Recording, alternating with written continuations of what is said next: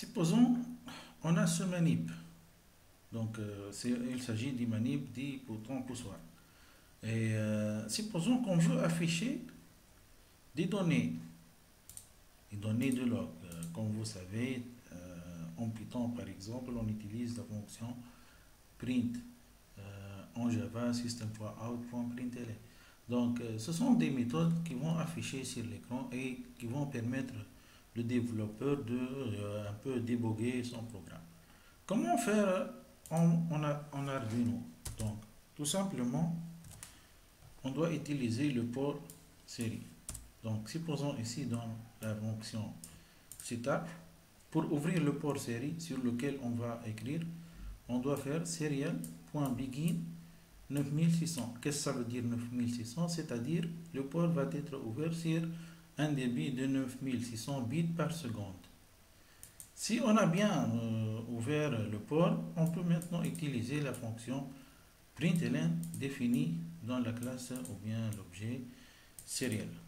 Et entre guillemets, on met le message. Cette méthode, bien fonction, peut être placée n'importe où. Par exemple, ici dans la fonction loop, mais cela va entraîner un affichage infini.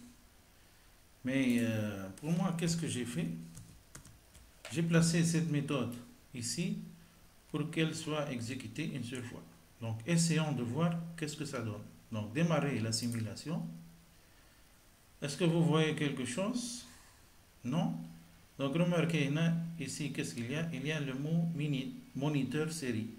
Affiché masqué, le moniteur série. Donc, on va ouvrir le moniteur. Qu'est-ce qu'on trouve? On trouve deux messages. Donc, c'est pas logique.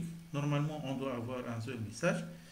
Donc, il s'agit d'une exécution que j'ai fait tout à l'heure.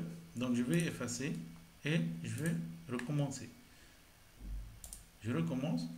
Voilà, une seule fois. Par contre, je peux mettre cette méthode, comme j'ai déjà dit, dans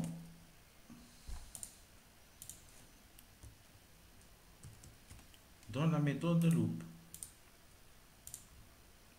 On peut voir, par exemple ici, on peut mettre ici le bouton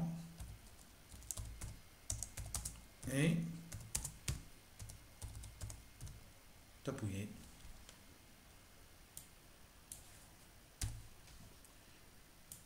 J'efface le moniteur. Qu'est-ce que ça devient là, le code? Donc, si le bouton state est égal à true, c'est-à-dire on a appuyé sur le bouton, alors afficher ce message, le bouton est appuyé et modifier l'état de la pin ou bien l'état du LED en hide, c'est-à-dire allumer la LED.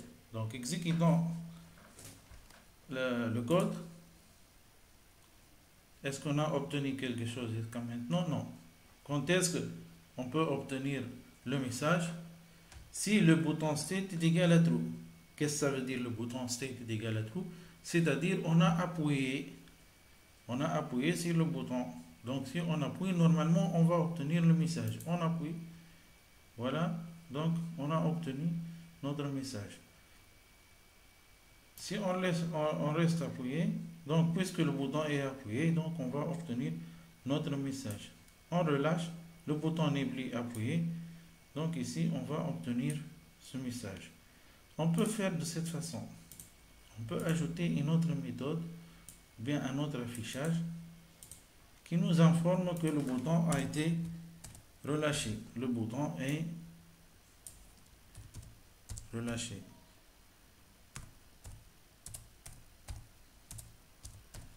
Désolé, j'écris avec une seule main. Le bouton est relâché. Donc, démarrer la simulation.